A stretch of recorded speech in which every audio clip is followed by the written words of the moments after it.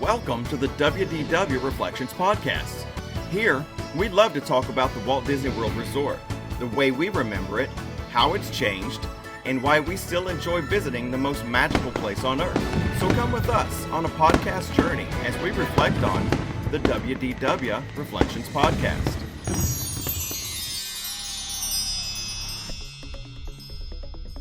Hey y'all, welcome to the WDW Reflections podcast, your unofficial guide through Disney World memories and their connections to the parks we know and love today. I'm Dewey, one of the hosts of the show. With me today are my podcast travel buddies. My buddy Ron coming to us from his home in Tennessee. How's it going, Ron? It's going well. Excited to do another show. And then my good buddy Tony G coming to us from New York. How's it going, Tony? I'm doing good.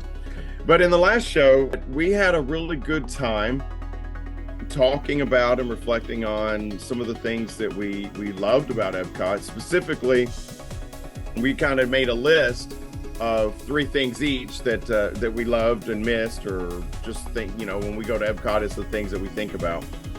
But Tony brought up that in that entire discussion, we didn't speak about any of the attractions. We talked about kind of Epcot as a whole, or what the experience was. The idea, right? The experience that you get in Epcot, and everything we talked about was just outside the attractions. We talked about, lots of things, but nothing about the specific attractions. Which says a lot about the park if you think about it. I mean, this is a park that was in the middle of Walt Disney World, where people are thinking that I'm going to go on a ride, I'm going to go just for those things. And we were saying Epcot is great because of everything but.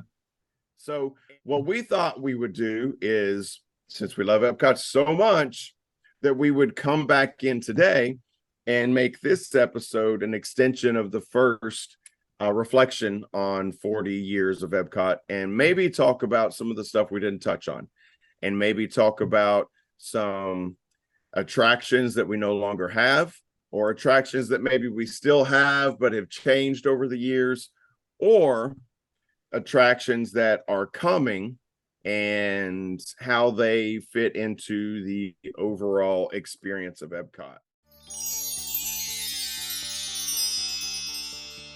Spaceship Earth. What are you guys' memories about that? Anything in particular that the image of Spaceship Earth brings to mind?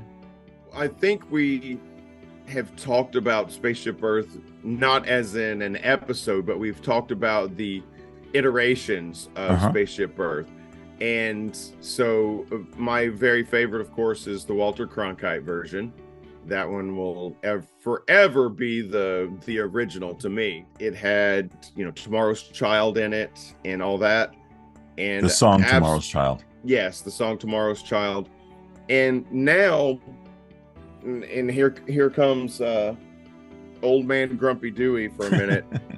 the ending of the current Spaceship Earth with the screens and all that, the entire time you're traveling backwards, when you're at the top, it's like, yeah, please stay seated. Your time vehicle is rotating backwards, or whatever it says, right?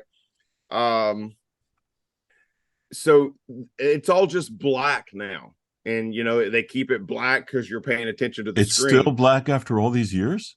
Yes. Because we're talking, I have not been to, I realized this the other day, I haven't been to Epcot in at least 12, 13 years. Well, you haven't missed anything as far as Spaceship Earth goes. My goes. Goodness. So one of my favorite things was the original way that it used to be. And then I thought maybe it went black just while they were refurbishing it. No, Dame Judi Dench, that version, right? And you've been on that version with the screen where you tell it. With the screen. Or travel or whatever. Which I didn't really like very much. They added these little screens into the is an Omnimover there? And I don't remember exactly. It's Omnimover, yes. They added these little screens in there, which, in my opinion, detracted from what you're supposed to be looking at or doing. Well, that's just it. It's not detracting from anything, because they've literally painted everything black. Wow. And they've hung black drapes or curtains or whatever. And now they play the Rolling Stones song while you go backwards. Everything that went into Spaceship Earth had to be taken up that winding staircase. Right. So instead of removing it, which I don't know if they could even, they would have to completely dismantle and tear that thing apart.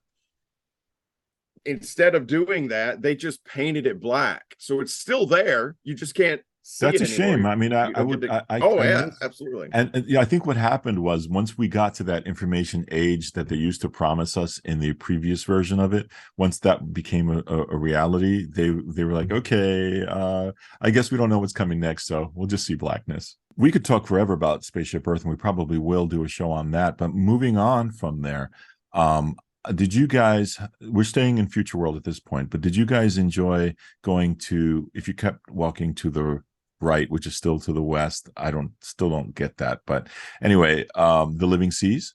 We always loved that. Yeah. And especially its previous version, as you've mentioned before, with the the hydrolators. original version. I mean, Yeah. and don't get me wrong, I like Nemo. Nemo was a great movie. My kids loved it when they were little. And it makes sense. You can almost put Nemo and friends into the Living Seas, and it makes sense. Hey, guess what? There are actually fish in the ocean.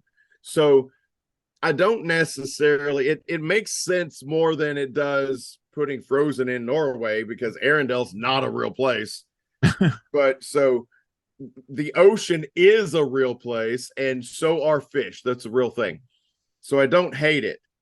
What I do hate is that they dramatically shortened the ride. So the ride is much shorter. You don't go through the tunnel anymore. And where you Remember see that? Well, I think that remember that tunnel. It always reminded me of that scene in Jaws 3D with when the yes, shark crashes through the glass there.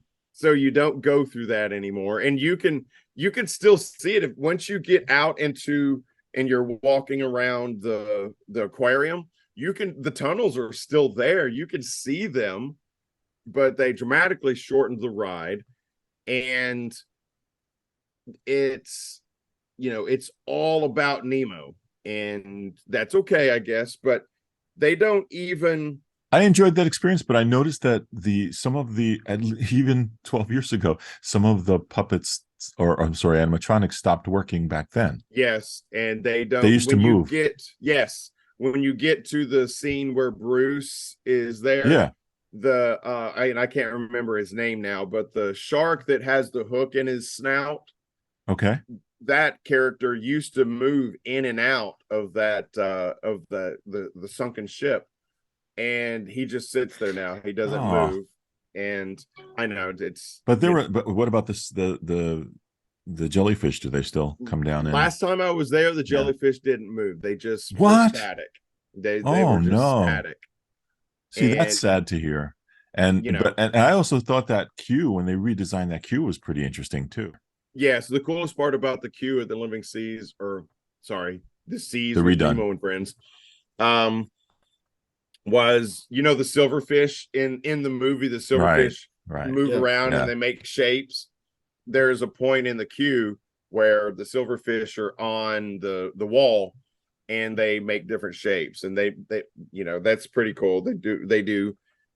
That's when you're having to wait in line. It's something to entertain you.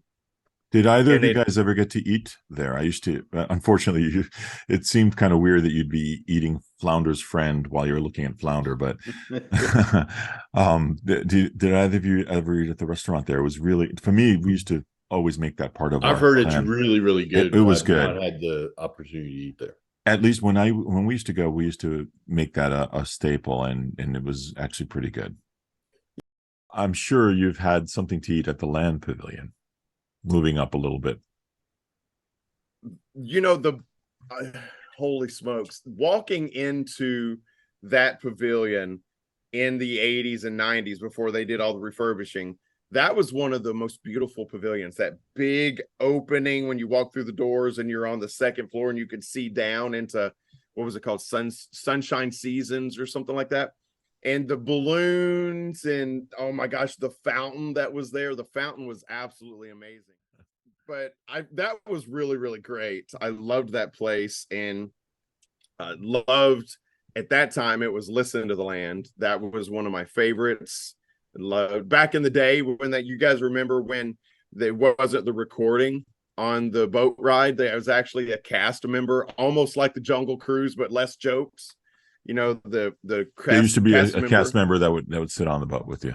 Yes, and recite all the stuff about the Mickey shaped pumpkin or whatever. I liked that. I liked that cast member interaction. That was really cool. And when I was a kid, I liked to ask them questions, and that was cool. I love food rocks that used to be there before Soarin'. But you That was used to cool like the stuff. song. You liked the song from there as well. You mentioned. Oh, And absolutely. The other day you mentioned that. Now it's been in my head all week. Yeah, the Listen to the Land. It's got all the Yeah. kids singing it. You listen to the land. I'm not going to sing because it's bad. But Thank you. yes, you're welcome, Ron.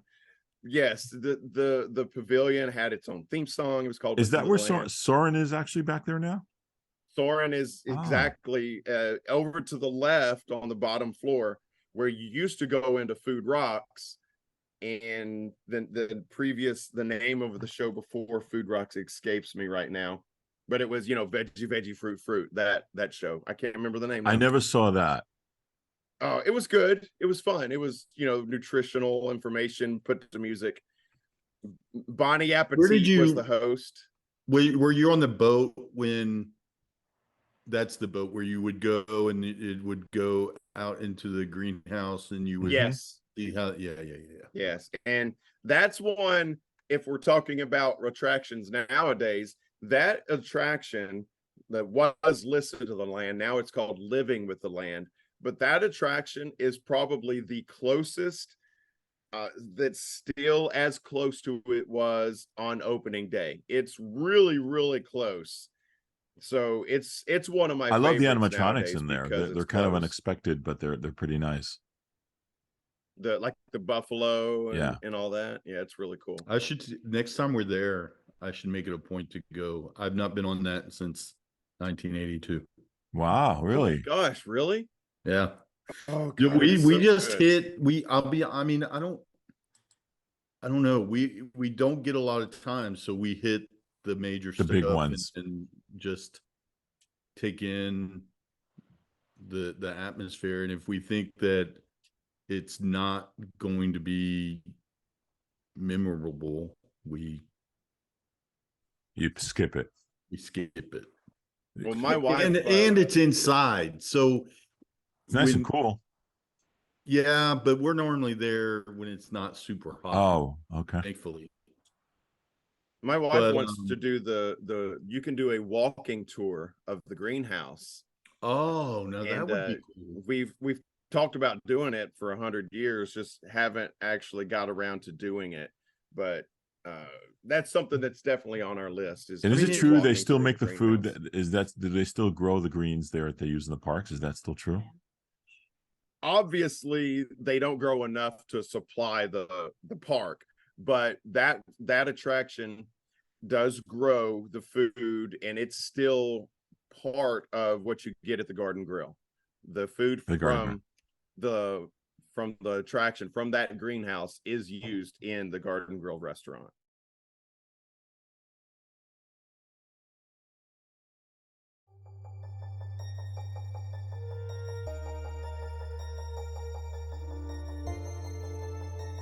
Our reflections on Epcot continue in our next episode here on YouTube. To listen to the complete podcast, look for it on your favorite podcast service or go to our website at www.reflectionspodcast.com.